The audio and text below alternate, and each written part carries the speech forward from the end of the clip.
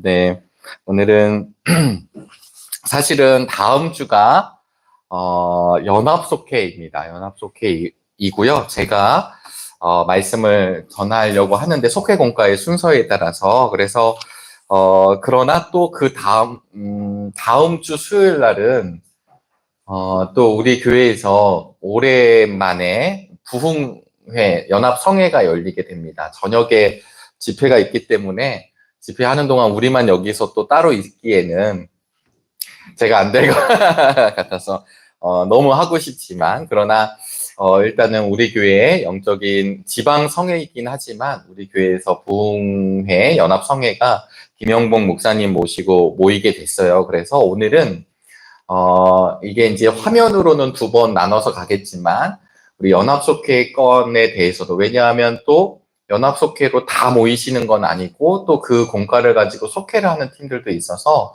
그 속회 공과 내용을 좀 다루고 그리고 이어서 그 다음 과도 다루고 해서 다음 주 수요일 날은 성회에 저희들이 지금 집중하도록 그렇게 하겠습니다. 그래서 오늘은 우리 이제 칠판에 보시면 에스라 7장에 있는 말씀을 가지고 일단은 17과의 말씀입니다. 17과에 있는 말씀 여호와의 손이 내 위에 있으므로 라고 하는 제목으로 에스라 7장부터 7장에 있는 모든 내용을 지금 함께 보시기를 바라겠습니다. 일단은 우리 성경책 에스라 7장을 좀 보시면 감사하겠습니다. 에스라 7장에 있는 말씀입니다. 우리 1절만 함께 좀 읽어보실까요? 에스라 7장 1절 말씀입니다. 제 성경은 800쪽이고요. 큰 성경으로 800쪽이고 작은 성경은 찾아봐 주시면 감사하겠어요. 저희가 두 버전이 있어서 저는 이제 우리 큰 성경으로 에스라 7장 전체 말씀이 우리 속회공과 17과이고요. 다시 한번 말씀드리지만 이번 17과는 다음 주 금요일 날 맞죠? 다음 주 금요일 연합속회 시에 제가 이 본문 중에 한 챕터를 가지고 말씀을 전할 예정입니다. 오늘은 속회공과에 있는 내용을 함께 말씀을 나눠보도록 하겠습니다. 우리 7장 1절 말씀을 함께 읽어보시도록 하겠습니다. 시작. 이런 일들이 지나가고 난 다음이다. 페르시아의 아닥사스다 왕이 다스리던 때에 에스라라는 사람이 있었다. 그의 아버지는 스라야이고 할아버지는 아사랴이며 그 윗대는 힐기야요. 아멘. 네, 오늘 7장의 내용 가운데 하나님의 손에 대한 이야기가 있습니다.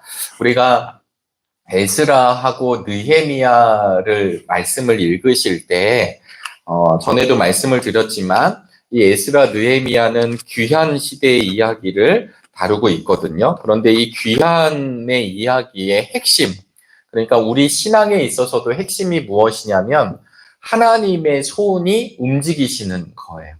이게 이제 바울의 용어로 보면 로마서에 보시면 합력하여 선을 이룬다 이런 뜻하고 연결을 시키거든요. 왜냐하면 합력하여 선을 이룬다. 제가 저의 인생을 이렇게 보면 전에 한번 이렇게 했지만 저희 아버님이 잘 하시고 싶으셨겠지만 철강 사업이 망했습니다.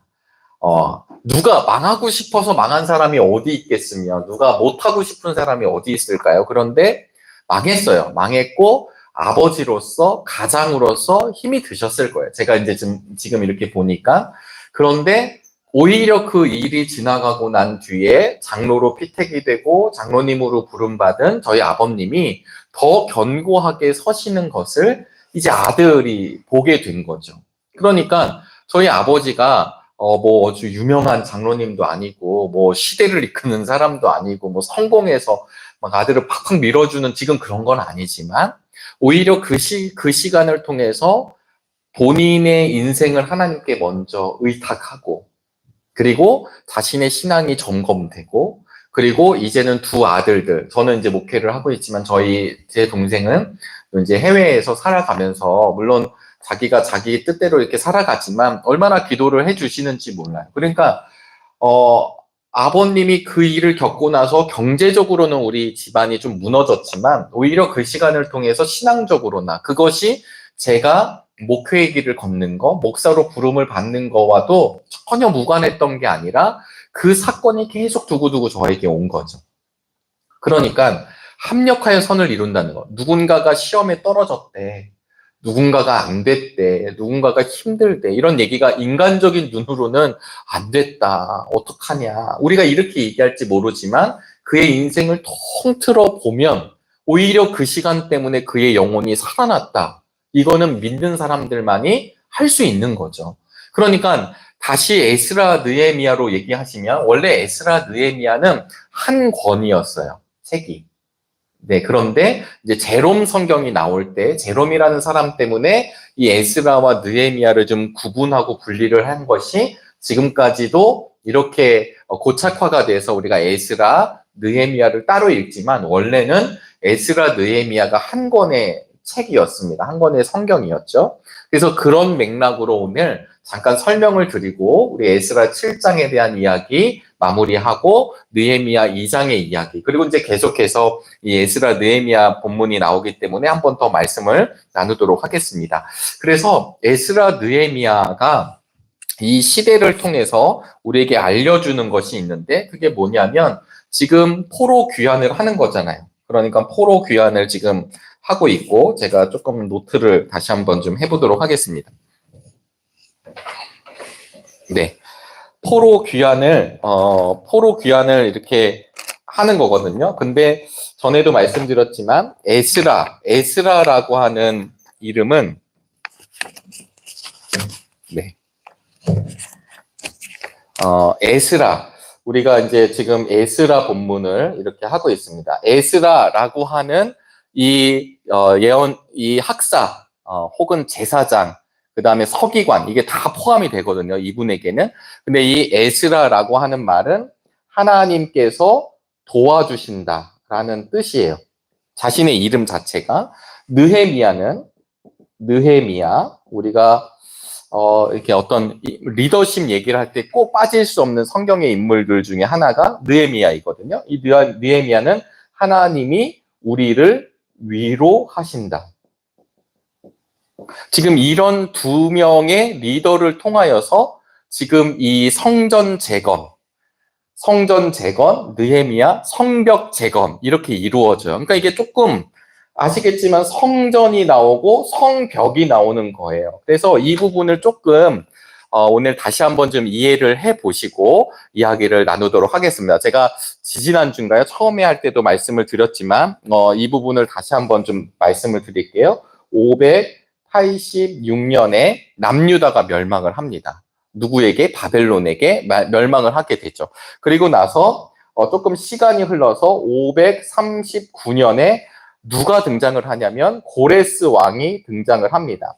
이 고레스 왕이 538년에 고레스 왕령이 칙령을 내려요. 이 칙령이 뭐냐면 너희 유대인들은 너희 본토 예루살렘으로 가서 다시 성전을 지어라. 고레스 왕이 칙령을 냈습니다. 그런데 이 538년의 이 칙령 이후로 537년이 됐을 때 사람들이 1차로 귀환을 시작합니다. 이 1차 귀환, 이때가 어디로 가냐면 지금 이쪽이라고 하는 지금 이 바벨로니아 원래 땅에서 지금 우리가 알고 있는 팔레스틴이라고 하는 땅으로 가는 거죠. 요 거리가 보통 800km예요. 근데 중간에 광야가 있기 때문에 이렇게 돌아가야 됩니다. 그래서 보통 1300km를 가는 거예요. 근데 1차를 하게 되는데 이 1차를 하게 될 때 이들에게 준 칙령 자체가 뭐냐면 가서 성전을 재건하라라는 거잖아요. 너희들 하나님을 향한 성전을 재건하라. 성전이 건물이지만 이게 참 중요한 의미가 무엇이냐면 성전을 통해서 하나님과 인간 사이의 관계가 회복되는 것을 의미한다고 말씀을 드렸습니다. 그런데 여기에 가 보니까 1차로 간 사람들이 가서 보니까 이 예루살렘에 아무도 없는 게 아니라 여기 사마리아인들도 있고 토착민들도 있고 그냥 70년이라고 하는 시간이 지난 뒤에 가보니까, 아니, 여기, 이 사람들이 이렇게 다 있는 거잖아요. 그러니까 제대로 되지 않는 거예요. 근데 제일 큰 방해가 무엇이었냐면, 이 이스라엘 사람들에게 이렇게 얘기를 한 거죠. 너희들이 이제 왕이 또 고레스에서 바뀌게 되고 이러니까 그 왕들이 바뀌는 그 틈바구니 속에서 행정적으로 이 사람들은 왕을 모반하고 왕을 배반하고 왕에게 끝까지 가지 않을 사람. 그러니까 이렇게 성전을 재건하게 하면 얘네들이 여기서 반란 일으키지 않겠어요? 이 당시에는 권역을 정해서 총독이 다스리던 시대라고 말씀을 드렸잖아요. 그러니까 그런 이야기를 듣고 막 행정관들이, 리더들이 탄원을 올리고 또 막 이렇게 막 탄원서도 올리고 이런잖아요. 제가 얼핏 얘기 들어보니까 우리 구청에도 점잖게 얘기하면 들어줄까요? 아니면 사람들이 엄청 많이 그 어떤 민원을 제기하면 들어줄까요? 이게 참 그러면 안 되는데, 뭐 한 명이 얘기하면 그냥 그런가 보다 하고 하지만 막 한 명, 10명, 100명, 막 1000명이 와가지고 우리 뭐 해달라, 이거 막 해달라 이렇게 이제 되면 그 민원을 접수하는 구청이나 우리 공무원들 분들께서도 결과를 얘기해야 되니까 그게 한두 명이 아니더라. 그럼 거기서도 뭐 회의가 열리겠고 조치를 취하는 것처럼 이 사람들이 그런 걸 얘기했었을 때 왕이 모르는 게 아니죠. 그리고 나서 아시겠지만 왕이 다시 조사를 해보고 찾아보니까 나중에 이 고레스의 칙령을 찾아내는 거죠. 그러니까 이런 역사의 일들을 오늘 공과에서는, 오늘 본문에서는 여호와의 손입니다. 하나님의 역사. 그래서 철저하게 그러니까 에스라와 느헤미야는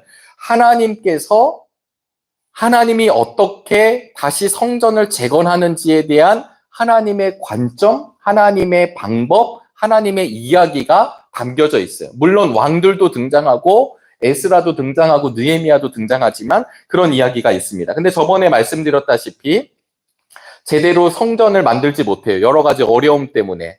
그때 학개와 스가랴를 보내서 아니야, 진짜 우리 성전을 재건해야 돼. 말씀 앞에 서야 돼. 하나님이 우리의 언약을 끝내지 않으셨어. 이런 이야기를 들으면서 그들이 성전을 재건하게 됩니다. 성전을 재건한 시간이 515년이에요. 515년, 516년에 성전이 재건돼요. 이것을 제2차 성전, 제 첫 번째 성전은 누가 지었을까요? 네, 1차는 솔로몬이 지었고요. 그 다음에 이 시간 역사의 흐름 뒤에 두 번째 성전이 나오는데 이 성전을 제2성전이라고도 하고 그 다음에 스룹바벨 성전이라고도 합니다.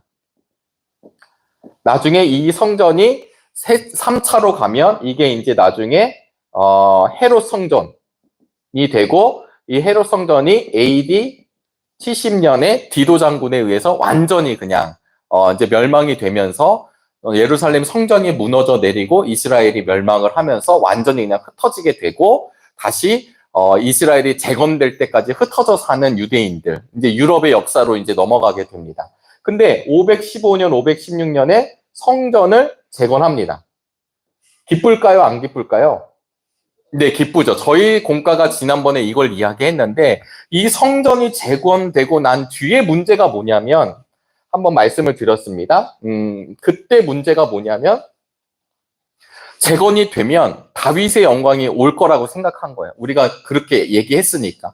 근데 아직도 페르시아가 다 다스리고 있고 우리는 갑자기 막 자유인이 된 것도 아니고 아직도 경제적으로 어렵고 그 다음에 주변에 사람들이 계속 서 있고 뭔가 달라지지 않은 거예요. 그래서 515년, 16년에 성전을 재건하고 난 뒤에 우리가 생각한 새로운 세상, 하나님의 역사 이런 게 본인들이 생각했던 거와 되지 않으니까 인간의 참 연약함입니다. 그러니까 어떻게 되냐면 제사장 그룹의 타락이 나오기 시작을 하고요. 제사장이 타락한다는 건 뭐냐면 형식적이 된다는 거예요. 여러분 우리 정릉교회에 좋은 목사님들 계신 줄로 믿습니다.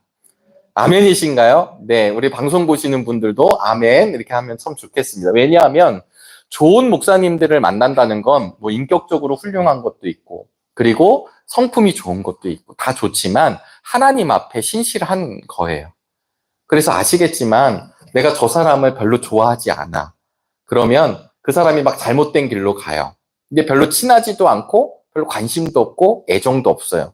그럼 그 사람을 어떻게든 데리고 들어오나요? 그냥 어느 정도만 제스처를 취하고 보내나요?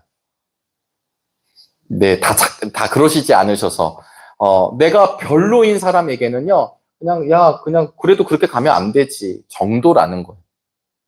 그 사람이 글로 가든, 그렇게 가다 넘어지든, 자빠지든, 뭐 죽든 말든, 신경 안 쓰면 되는 거예요. 목회자가 하나님의 사람들, 하나님이 만나게 하신 하나님의 영혼들을 만났는데, 그렇게 살든지, 네, 그냥 뭐 그렇게 살다가 뭐, 알아서 되시든, 이런 마음을 갖고 있는 형식적인 사람들. 그러니까 사랑이 없는 거죠. 그러면 정말 물론 그 목회자가 하나님 앞에 당연히 저는 하나님 앞에 섰을 때 저는 하나님이 잘했다라고는 안 하실 것 같아요. 목회자에게는 그 목양에 대한 분명히 하나님의 물음이 있으실 거거든요. 마찬가지로 이 제사장이 타락했다라는 건 형식적인 거예요. 타락하고 나니까 영혼들이 같이 무너져 내리겠죠. 그러니까 뭐가 일어나냐면 이스라엘에 항상 일어나는 일들, 빈부격차가 일어나고 빈부격차가 일어나면 항상 고리대금업이 발달하고 고리대금이 발달하고 나면 없는 사람들에 대한 착취가 더 극도로 일어나게 되고 인신매매가 일어나게 되고 지금 잘 보시면 성전이 지어졌는데 이스라엘 사람들이 영적으로 무너졌다라는 영적으로 무너지니까 사회적으로 경제적으로 정치적으로 다 무너져 내려갑니다. 양극화 현상이 일어나고 그런 현상이 일어나게 됐을 때 이 영적인 침체가 일어나게 됐을 때 에스라가 직접 들어가서 제2차 귀환 시대가 열리게 돼요. 그게 연도로 보면 제2차 시대가 언제냐면 458년입니다. 우리가 뭐 연도가 중요한 건 아니지만 458년에 에스라가 이스라엘의 포로 귀환 백성들과 함께 2차 귀환 시대가 열리게 되고요. 그리고 455년에 세 번째로 귀환을 하는데 누구랑 가냐면 느헤미야랑 갑니다. 그러니까 지금 첫 번째, 두 번째, 세 번째 기간을 가는 동안 성전이 재건되고 난 뒤에 에스라가 들어가고 그 다음에 느헤미야가 들어가요. 이제 이 부분을 좀 우리가 이해해 주시면 너무 감사하겠습니다. 성전을 지었다라고 하는 건 이렇게 성전을 지었다라는 거예요. 근데 지금 에스라, 느헤미야가 원래 한 권의 책이었다고 말씀을 드렸잖아요. 그러니까 무슨 얘기냐면 성전을 졌으면 에스라서가 그냥 방점을 찍어주면 되는데 이 7장의 내용은 아까 말씀드린 대로 성전을 짓고 나서 60년이 흐른 뒤의 이야기입니다. 6장과 에스라 6장과 7장에 우리 1절을 읽었지만 그 일 후에, 예를 들어 2일 후에라고 했을 때 이게 어제의 이야기 같은데요. 60년 전 얘기입니다. 60년이 흐른 시간이 6장과 7장의 흐름이 있어요. 왜 에스라가 이렇게 기록을 하냐면 사람의 시간으로는 어마어마한 시간이지만 60년이 하나님의 시간으로는 60년 동안 아무 일도 일어나지 않은 게 아니라 그 60년, 포로기한 70년 이런 시간 동안 그냥 끝난 게 아니라 하나님의 역사가 계속되고 있다라고 하는 에스라의 하나님 주권에 대한 표현이에요. 성경을 읽을 때 이런 부분이 우리에게 감사가 될 수 있기를 간절히 바랍니다. 하나님 왜 나 매일 어려울까요? 라고 하지만 사실은 그 매일 동안 하나님이 역사하시지 않는 것이 아니라 눈동자와 같이 보고 계시다라고 하는 것입니다. 근데 이 에스라가, 학사 에스라가 2차 귀환 시대 때 무엇을 하게 되냐면 2차 때 말씀 앞에 서게 하죠. 영적인 공동체가 막 지금 흐트러졌으니까 말씀 앞에 서게 합니다. 느헤미야가 들어가서 무엇을 세우냐면 이 성전 옆에 있는 성벽을 세운다는 거예요. 느헤미야는 성벽을 세웁니다. 그래서 에스라 느헤미야가 어떤 이야기를 사실은 하고 있냐면 우리 석회공과는 요 내용에 대해서 이야기하고 있지만 사실은 이런 것입니다. 구약의 시대에 원래 성전은 건물 성전이거든요. 솔로몬이 세운 성전. 그런데 이 성전을 통해서 제사장을 통하여 하나님과의 관계가 회복된 거예요. 무너졌습니다.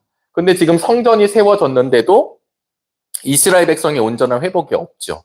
그런데 지금 이 건물 성전을 짓고 난 뒤에 7장부터 어떤 일들이 벌어지냐면 하나님의 사람들, 하나님의 영혼들, 하나님의 백성들을 말씀으로 다시 세워요. 그리고 나서 느헤미야 시대로 가면 이 성벽을 세웁니다. 그래서 에스라 느헤미야에서 성전, 그러면 이 성전을 지은 것으로 끝나지 않고 전체 이 성벽까지 다 끝나야 느헤미야 마지막에 가보시면 봉헌을 합니다. 재밌으시지 않나요? 네? 이거를 하고 봉헌을 하는, 그러니까 여기 그 성전 자체에 대한 봉헌이 있지만 엄밀하게 얘기하면 느헤미야 전체를 다 끝내고 나서 성벽을 다 재건하고 난 뒤에 성전을 짓고 하나님의 사람들을 다시 회복시키고 그 다음에 성벽을 재건한 뒤에 완전한 봉헌식이 이루어집니다. 근데 더 무서운 건 뭐냐면 느헤미야 13장에 가보시면 이렇게 봉헌해서 얼마나 행복해요. 근데 또다시 무너집니다. 성경이 역사적으로 다시 회복됐다가 또 무너지는 이야기가 이 느헤미야 말미에 등장하고 있습니다. 그래서 제가 지금 이렇게 드린 이야기를 조금 요약을 해보면 에스라 느헤미야의 핵심은 구조는요. 성전을 재건하라 라고 하는 하나님의 말씀 앞에 나아갑니다.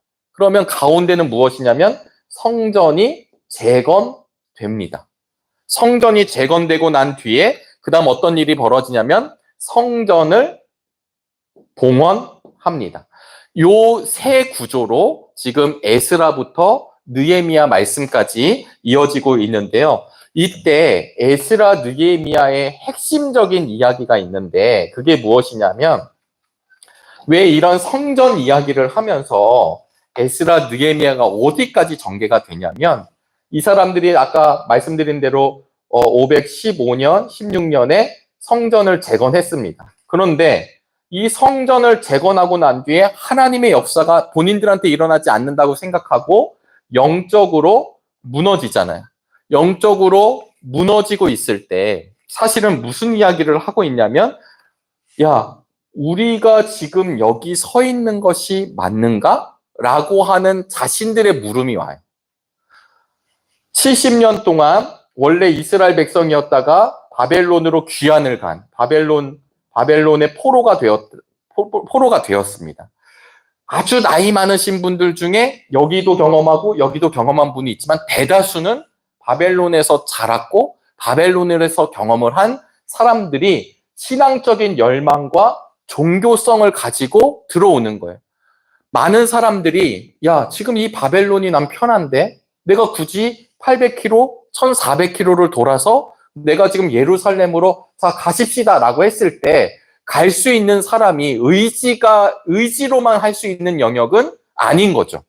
그러니까 에스라 느헤미야의 핵심은 뭐냐면 이 사람들이 정말 종교적인 열심, 자신들의 신앙의 선배들, 윗세대들로부터 받은 신앙의 열심을 가지고 왔는데 성전도 재건했는데 일이 일어나지 않으니까 막 무너져 내리는 거예요.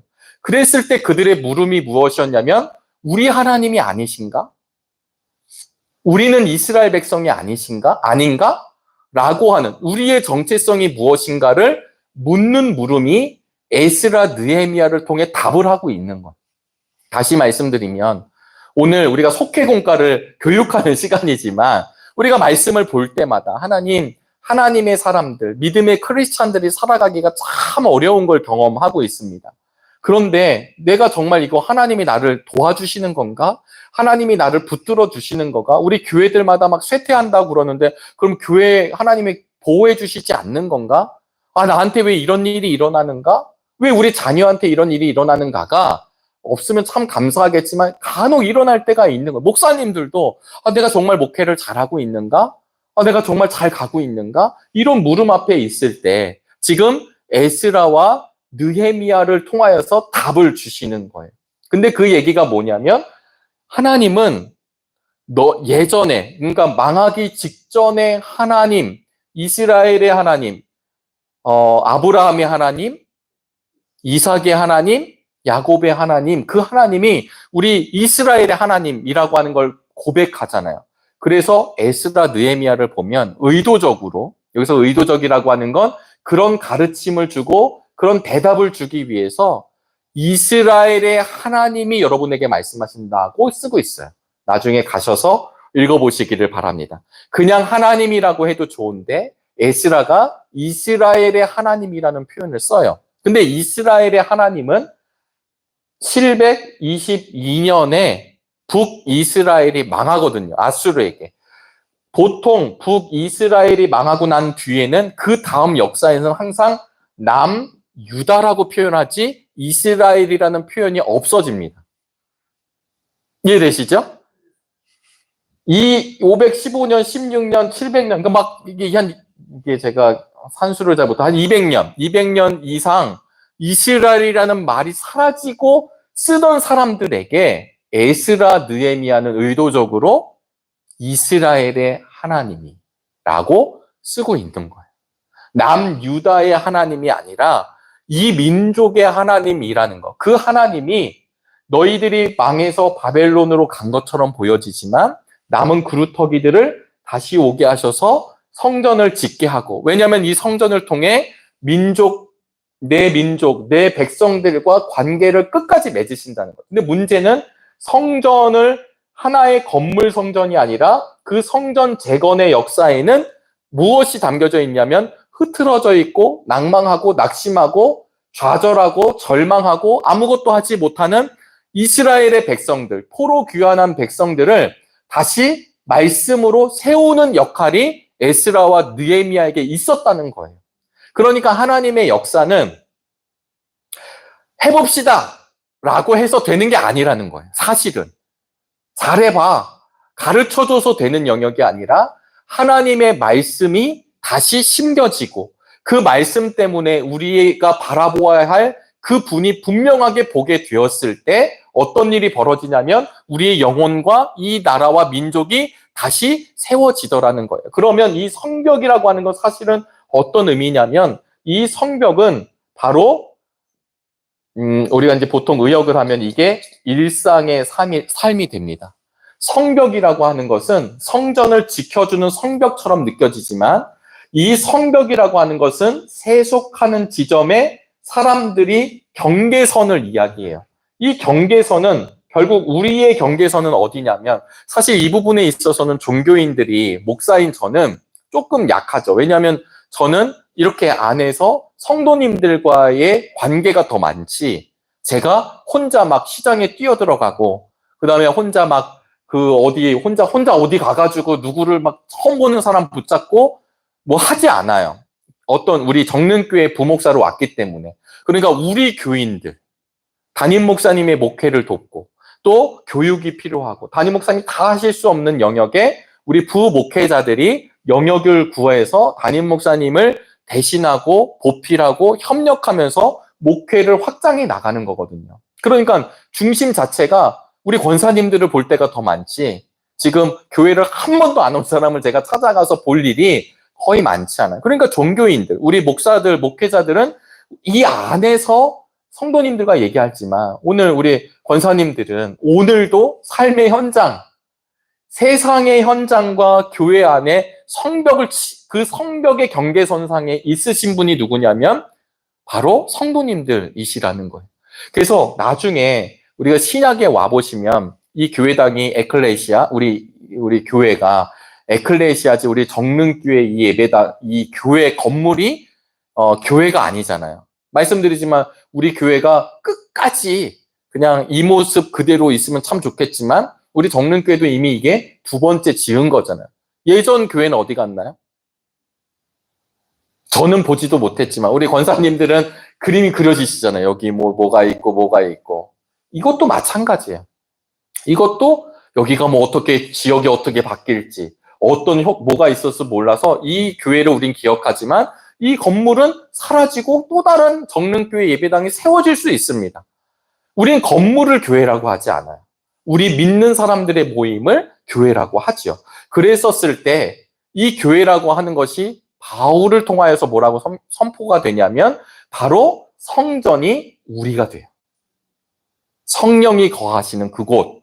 그러니까 지금 원래는 건물 성전에서 지금 에스라 느헤미야를 거치면서 성벽까지 우리의 삶의 영역으로까지 지금 확장이 되면서 예수님이 오시게 돼요.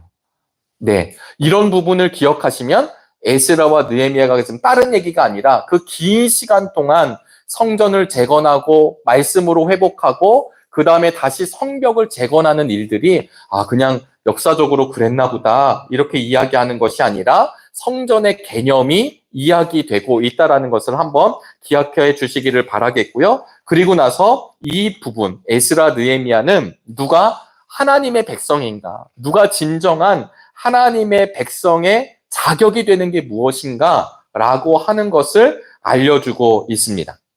그래서 오늘 우리 공과 연합속회 때 제가 조금 더 말씀을 드리겠지만 우리 17과를 보시면요. 결국은 여호와의 손, 이스라엘 백성들, 여기서도 보시면 이스라엘 백성들이잖아요. 이스라엘은 722년에 망했지만 사실은 남유다 백성들이 오는 건데 이스라엘 백성이라고 지칭을 하고 있습니다. 성전을 재건해요.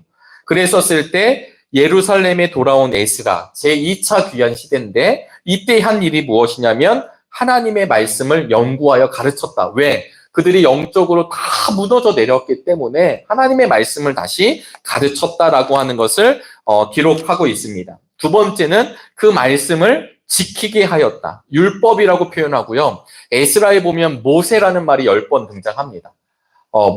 모세라는 위대한 인물도 있지만 모세가 율법을 받았기 때문에 율법은 하나님의 말씀이기 때문에 하나님의 말씀에 대해서 잘 이야기하고 있습니다.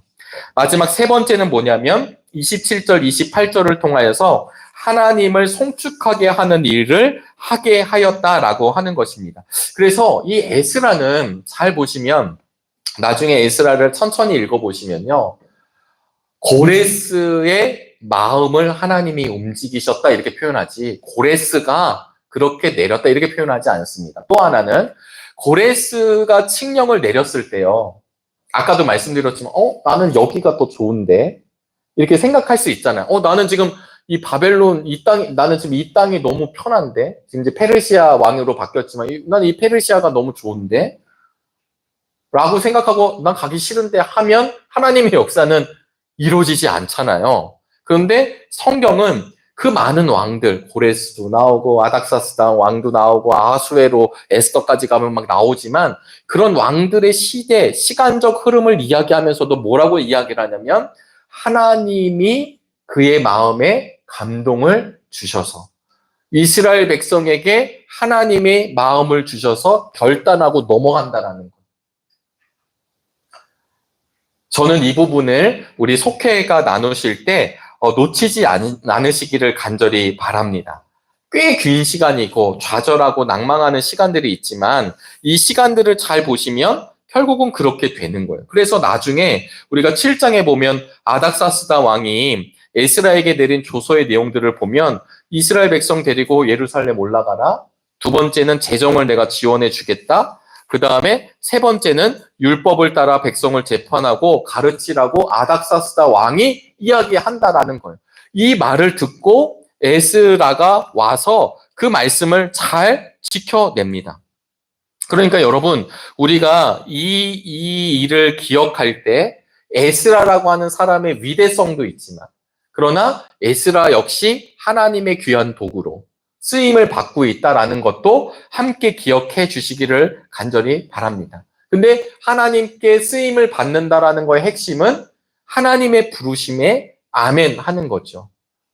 때로는 진짜 저는 우리 교회가 하나님의 말씀이 담임 목사님 혹은 목회자들 우리 새벽에 이제 부목회자들이 하고 있지만 때로는 이게 은혜가 될까? 솔직히 말씀드리면 성경을 이렇게 볼 때 어느 목사님들도 한번 딱 읽고 이거 해야 되겠다. 이런 사람은 없습니다.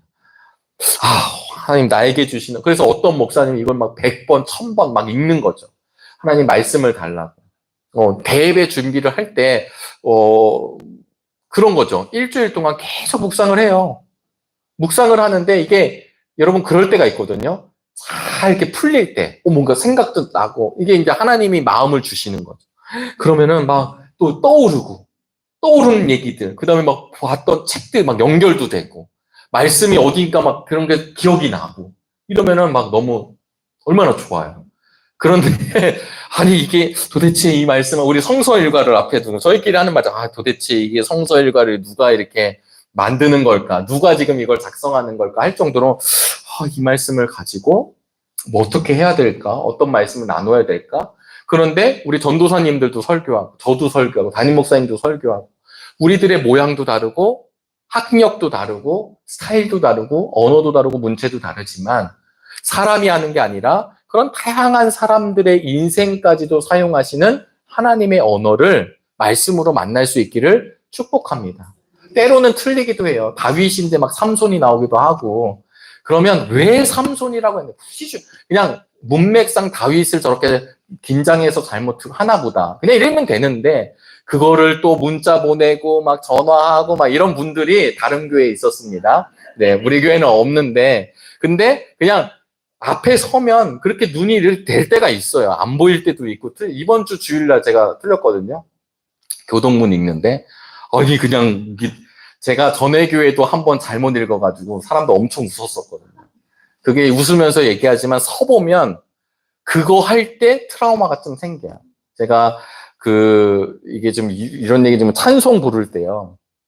저도 이렇게 노래 부르는 거 그냥 어려워하진 않았는데 목사가 되고 찬송가 부를 때 그렇게 어려워요. 어려운데 제가 한 번은 전에 교회에서 부목사가 집례도 하는 거죠. 그러니까 일부 사회도 보고 그냥 집례를 하면서 말씀까지 전하는 건데 아침 1부 예배였어요. 7시 예배. 1부 예배 좀 안 좋은 점은 목이 좀 덜 풀리거나 좀 컨디션의 영향을 좀 받을 때가 있습니다. 그런데 그때 이제 섰는데 주님의 마음을 본받는 자. 이게 처음에 보면요. 주님의 마음을 본받는 자 낮은 것 같잖아요. 저 뒤로 가면 막 올라갑니다. 하여튼 그 클라이막스를 향해 막 올라가는데 1절을 겨우 불렀는데 불안함이 있잖아요. 이제 2절부터는 내가 위험하다. 막 땀이 나고 아니다 다를까 막 삑살이 나고 그러면 더 움츠러들고 그래서 저는 그 찬송만 만나면 작아집니다. 왜냐하면 무서워지니까요.